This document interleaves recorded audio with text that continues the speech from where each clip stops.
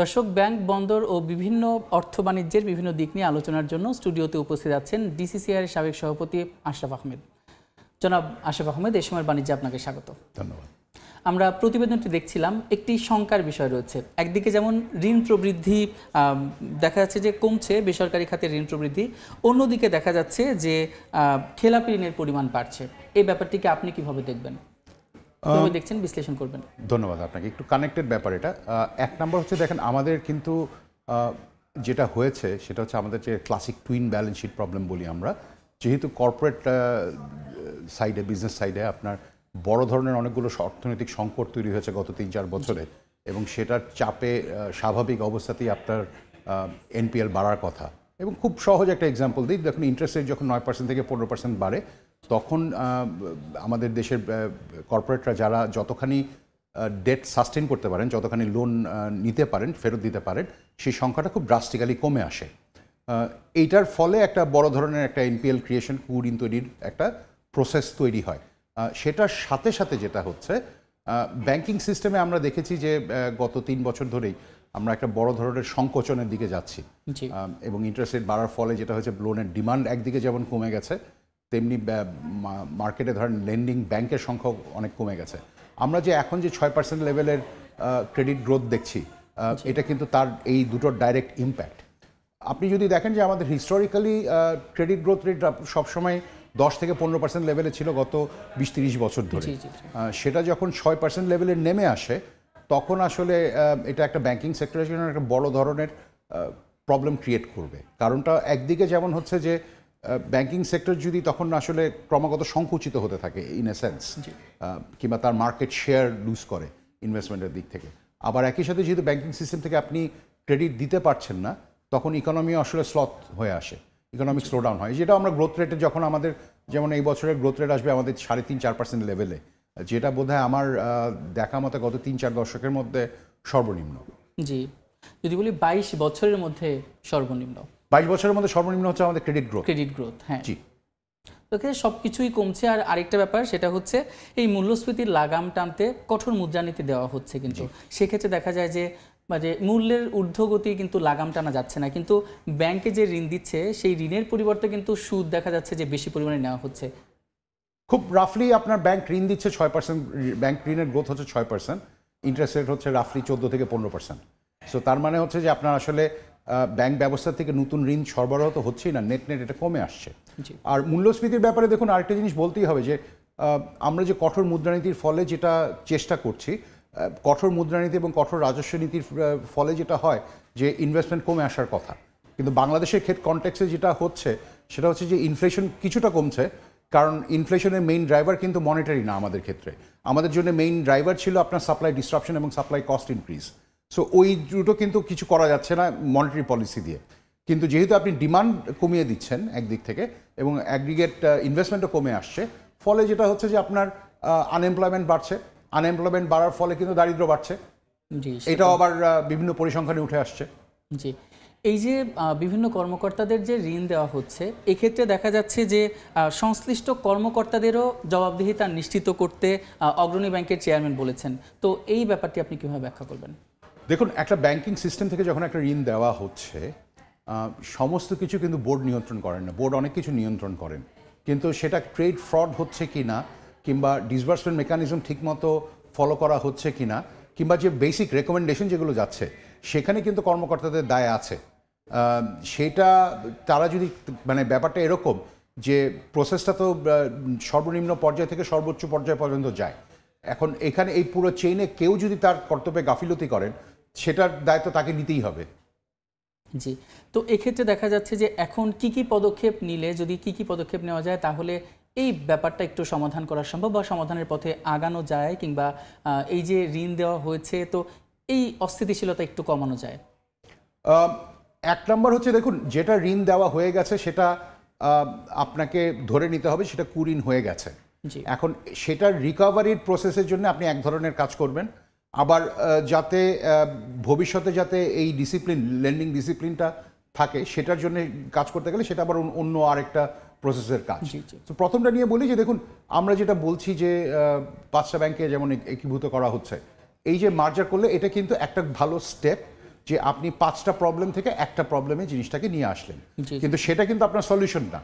Solution হচ্ছে আপনি এই ব্যাংকগুলোকে যদি আবার আগের মতো অপারেট করতে দেন, তখন কিন্তু আপনি মূল যে প্রবলেমটা সেটা সলভ করলেন না।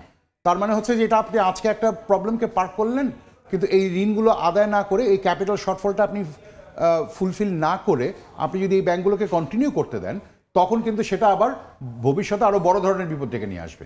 জি, এই যে খেলাপি আদায়ের কথা যদি বলি, খেলাপি আদায় আবার বিনিয়োগ বৃদ্ধিতে দুটাই কিন্তু অন্তর্বর্তী সরকার কিন্তু দুইটার সমস্যার সমাধান করতে চাচ্ছেন, কিন্তু এখানে আসলে কিসের অভাব দেখছেন? এটা কি সমন্বয়হীনতার অভাব, যেটা আমরা প্রতিবেদনে দেখছিলাম? শুধু কি সমন্বয়হীনতার অভাব নাকি আর কি কি অভাব রয়েছে?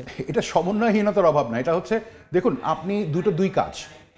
একটা হচ্ছে আপনাকে যদি ইনভেস্টমেন্ট প্রমোশন করতে হয়, আপনাকে অবশ্যই এক ধরনের স্থিতিশীল পরিস্থিতি তৈরি করতে হবে। সেটা রাজনৈতিক স্থিতিশীলতা একদিকে যেমন important, macroeconomic stability is also very critically important. এবং রাজনৈতিক স্থিতাবস্থা এবং পলিটিক্যাল স্টেবিলিটি আপনি একটা পলিটিক্যাল গভর্নমেন্ট কিংবা ইলেক্টেড গভর্নমেন্ট ছাড়া আসলে হয়তো বা করা সম্ভব হয় কিনা আমি কখনো দেখিনি। সেকেন্ড যে জিনিস হচ্ছে ম্যাক্রো ইকোনমিক স্টেবিলিটির অনেকগুলো ইস্যু আছে। সেখানে শুধুমাত্র যে আপনার এক্সচেঞ্জ রেট কিংবা রিজার্ভের পরিমাণ ইজ একমাত্র ইন্ডিকেটর না। আপনার যদি ক্রেডিট ফ্লো কমে আসে, যেটা আমরা দেখতে পাচ্ছি, সেক্ষেত্রেও আপনার বিনিয়োগে ভাটা পড়বে। আপনার যদি দেখেন যে পলিসি স্টেবিলিটি দেখা যাচ্ছে না সামনে, তখনও একটা বিনিয়োগে ভাটা পড়বে।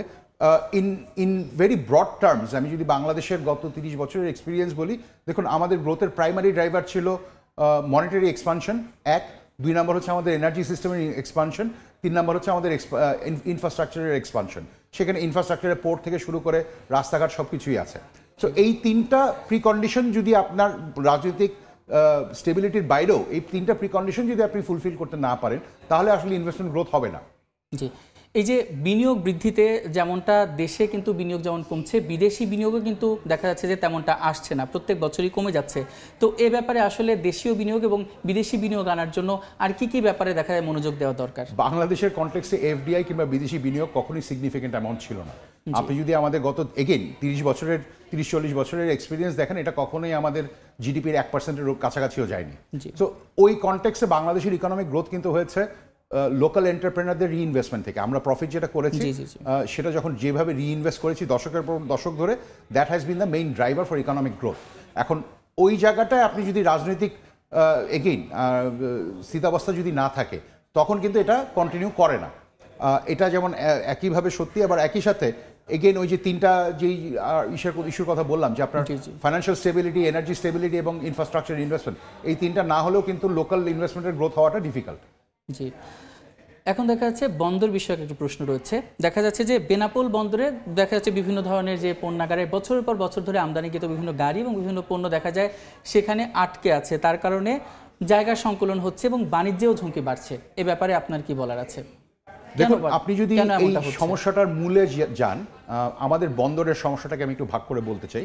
দেখুন, আমি চিটাং বন্দর কিংবা মংলা পোর্টের যদি এক্সাম্পল দিই, আউটার অ্যাঙ্করেজ থেকে জাহাজের মানে পোর্টের ওয়ার্ফে মানে নামিয়ে আনা, জাহাজ থেকে পণ্য খালাস করার পর্যন্ত এই সময়টা কিন্তু কখনোই 3 থেকে 4 দিনে বেশি যায় না। এটা ক্রাইসিস পয়েন্টে গেলে 7 দিন 10 দিন হয়, কিন্তু এভারেজে যদি দেখেন এটা 3-4 দিন থাকে। কিন্তু আপনি তারপরেও দেখুন যে বন্দরে জাহাজ থেকে নামার পরে পণ্য বের করতে বন্দর থেকে অন অ্যান এভারেজ 7 দিন থেকে 20-21 দিন লাগে। এবং এই সময়টা কেন প্রয়োজন হয়? এই সময়টার এন্টার কারণটা হচ্ছে আমাদের কাস্টমস প্রসেসিংয়ের দুর্বলতা। আমি এটাকে সরাসরি দুর্বলতাই বলবো। দেখুন, আপনি যদি এনবিআরকে জিজ্ঞেস করেন, তারা বলবেন যে ইম্পোর্টাররা সময় মতো সঠিক কাগজপত্র জমা দিতে পারছেন না। আপনি যদি ইম্পোর্টারদেরকে জিজ্ঞেস করেন, তখন দেখবেন যে একই ক্ষেত্রে তারা বলছেন যে আমাদের কাগজপত্র কি লাগবে সেটা কাস্টমস আমাদেরকে বলার পরে আমরা করতে পারি। কিন্তু ব্যাপারটা কিন্তু এরকম না। এবং এখানে এটা যদি আমি যদি খুব সহজ এক্সাম্পল দিই, আপনি যদি মোস্ট এফিশিয়েন্ট পোর্টগুলোতে দেখেন, সিঙ্গাপুরের এক্সাম্পলে যদি যাই, ওখানে কিন্তু দেখবেন যে এই প্রসিডিয়ারটা 48 ঘন্টার বেশি হয়তো বা লাগে না। তার কারণটা কি? তার কারণটা হচ্ছে এই যে ডকুমেন্টেশন প্রসিডিয়ার, কাস্টমসের ডকুমেন্টেশন এবং ভ্যালুয়েশন এবং অ্যাসেসমেন্ট প্রসিডিয়ার, এইটা কিন্তু অটোমেটেড।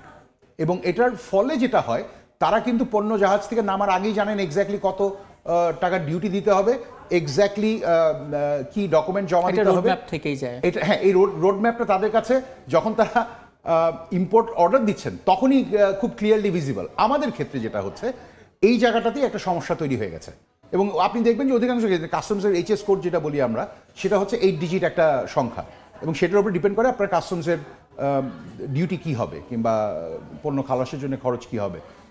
এটা কিন্তু আমরা যেমন আমরা 2011 না 2001 কিংবা 2 সনে আমরা WTO ভ্যালুয়েশন এগ্রিমেন্ট বলে একটা এগ্রিমেন্টে সাইন করেছিলাম, সেটা অনুসারে আমাদের কাস্টমসের এই এইচএস কোডের পুরো সিস্টেমটাই হারমোনাইজ থাকার কথা অন্যান্য দেশের সাথে। আমাদের এখন যেটা হচ্ছে আমরা যেটা ইমপ্লিমেন্ট করেছি আমরা 6 ডিজিট পর্যন্ত এগ্রি করি, কিন্তু লাস্ট 2 ডিজিট এই 8 ডিজিটের মধ্যে যেটার বেসিসে আপনার কাস্টমস ডিউটি নির্ধারিত হয় সেটা কিন্তু আমরা এখনও ডিসক্রিশনারি রেখে দিয়েছি। ফলে যেটা হচ্ছে যে আপনি কখনোই জানেন না যে আপনার অ্যাকচুয়ালি ডিউটি কি আসবে। জি, আসলে আমাদের জানা অজানার মাঝেই কিন্তু অনেক কিছু রয়ে গিয়েছে। তারপরেও কিন্তু আমাদের চেষ্টা করতে হবে যে দেশের অর্থনৈতিক গ্রোথের জন্য বিভিন্ন সমন্বয়হীনতা বলেন, বিভিন্ন ধরনের চ্যালেঞ্জ মোকাবেলা সেগুলো কিন্তু করতে হবে। আপনাকে অসংখ্য ধন্যবাদ আমাদের সঙ্গে যুক্ত হওয়ার জন্য। ধন্যবাদ। আমরা এতক্ষণ আলোচনা করছিলাম ঋণ খেলাপি, বাণিজ্য এবং বন্দরের বিভিন্ন বিষয়াদি নিয়ে। আর এর জন্য আমাদের সঙ্গে যুক্ত ছিলেন DCCI এর সাবেক সভাপতি আশরাফ আহমেদ।